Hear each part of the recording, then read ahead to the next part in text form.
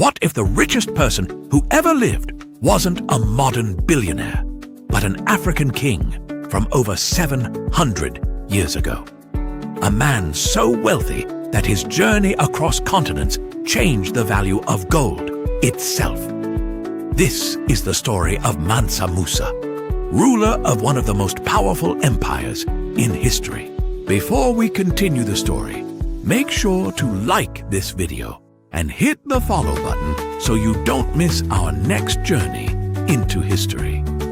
In the 14th century, the Mali Empire dominated West Africa, stretching across vast lands filled with rivers, gold mines, and trade routes. Mali controlled one of the world's most valuable resources, gold.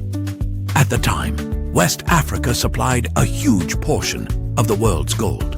Whoever ruled these lands controlled unimaginable wealth, and Mansa Musa controlled much of it. He became emperor around 1312, and under his rule, Mali flourished. Trade routes expanded. Cities grew. Merchants traveled safely across deserts and rivers. Gold, salt, ivory, and copper moved through markets that connected Africa to Europe and the Middle East. But Mali's true power came from a simple truth. Gold was everywhere, and Mansa Musa had authority over it. Then came the journey that made history. In 1324, Mansa Musa set out on the sacred pilgrimage to Mecca, known as the Hajj. But this was not an ordinary trip. Historical accounts describe a massive caravan stretching across the Sahara. Thousands of soldiers, servants, and attendants, along with hundreds of camels carrying supplies and gold. Wherever he stopped, he gave generously.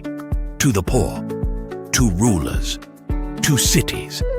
So much gold entered local economies that in places like Cairo, the value of gold reportedly dropped for years afterward. The world had never seen wealth like this. European mapmakers soon recorded his fame.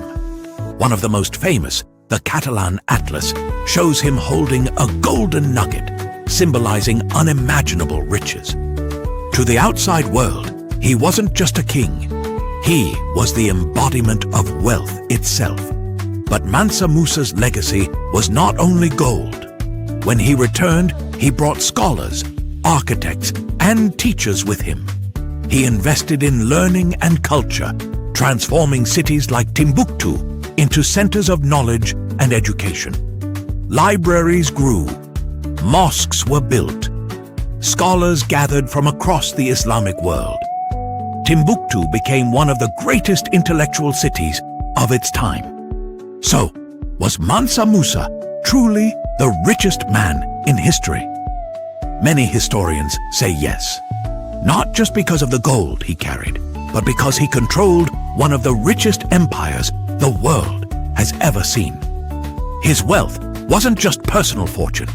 It was imperial power, resources, and influence on a global scale. Today, his story remains a reminder that history is bigger than most people realize.